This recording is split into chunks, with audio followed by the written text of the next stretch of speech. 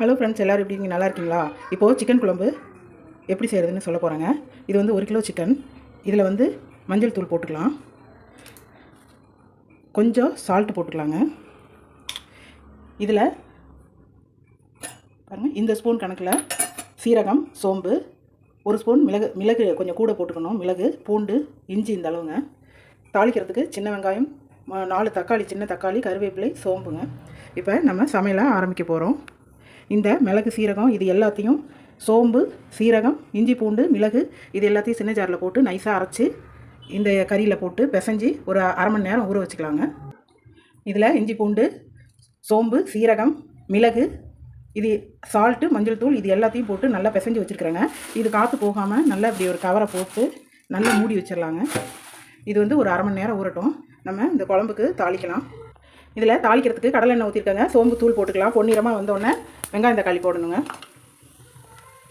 சோம்பு பொன்னிறமாக வந்துருச்சு. இப்போது வெங்காயமும் கருவேப்பிலையும் போட்டுக்கலாம்.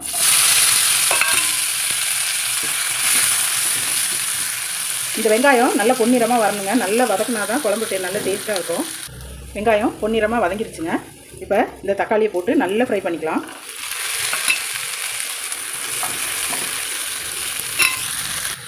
தக்காளி நல்லா வதங்கிருச்சுங்க. வேறு பாத்திரத்தில் போட்டு நான் கறியை வதக்க போகிறேன். வெங்காயம் தக்காளி கூட கறியை நல்லா ஒரு 10 நிமிஷம் நல்லா ஃப்ரை பண்ணிக்கணுங்க. அதுக்கு பிறகு நமக்கு குழம்புக்கு தேவையான அளவு தண்ணி ஊற்றிக்கலாம். தண்ணி ஊற்றியாச்சுங்க. இது கொதிக்க ஆரம்பித்து ஒரு 10 நிமிஷம் நல்லா வேகட்டும். அந்த கறியெல்லாம் நல்லா வெந்தோடனே நம்ம அப்புறம் பார்க்கலாம். கறி நல்லா வெந்துருச்சுங்க. 10 நிமிஷம் ஆகிடுச்சு. இந்த குழம்புக்கு தேவையானது தனி மிளகாய்த்தூள் 3 ஸ்பூன், தனி மல்லித்தூள் 3 ஸ்பூனுங்க. இந்த ஸ்பூன் கணக்கில் இப்போ இந்த கறியில் போட்டுடலாம். இதுக்கு தேவையான அளவு, குழம்புக்கு தேவையான அளவு கல் உப்பு போட்டுக்கலாம். நம்ம முன்னாடியே கறியில் கொஞ்சம் சேர்த்தாச்சு, அதனால் இந்த அளவுக்கு கல் உப்பு போட்டுக்கலாங்க. இந்த மிளகாய் கொதி வர்ற வரைக்கும், இந்த மிளகாய் கொதியோட வாசனை போகிற வரைக்கும் இது ஒரு 10 நிமிஷம் கொதிக்கட்டும். அதுக்கு பிறகு நம்ம தேங்காய் அரைச்சி ஊற்றி இறக்கிடலாம். பாருங்கள், இது வந்து ஒரு முடி தேங்காய் வச்சுக்கிட்டேன். கொஞ்சமாக ஒரு 1/4 டீஸ்பூன், இது அரை மூடி தேங்காய்ங்க. இந்த குழம்புக்கு 1/4 டீஸ்பூன் கடைசியாக இந்த சோம்பு போட்டு அரைச்சிக்கலாம் நைஸாக.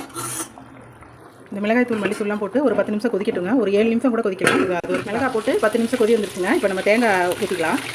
கொஞ்சமாக தேங்காயில் சோம்பு போட்டு அரைச்சிக்கோங்க. தேங்காய் ஊற்றி ஒரு 7 நிமிஷம் கொதி வரட்டும். அதுக்கு பிறகு பார்க்கலாங்க. தேங்காய் ஊற்றி ஒரு 7 நிமிஷம் கொதி வந்துருச்சுங்க. இப்போ செகண்ட் நல்லெண்ணெய் கொஞ்சம் ஊற்றிக்கலாம். சூப்பராக இருக்கும். அவ்வளோதாங்க. பாருங்கள், சிக்கன் குழம்பு ரெடி ஆகிடுச்சு. பாதி கறி கரைஞ்சி போச்சுங்க. நான் என்ன பண்ணுறதுன்னு தெரியல. பாருங்கள், அவ்வளோதாங்க. நீங்களும் இதே மாதிரி செஞ்சு பாருங்கள். இந்த வீடியோ பிடிச்சிருந்தா லைக் பண்ணுங்கள், ஷேர் பண்ணுங்கள், கமெண்ட் பண்ணுங்கள், சப்ஸ்கிரைப் பண்ணுங்கள். தேங்க்யூ.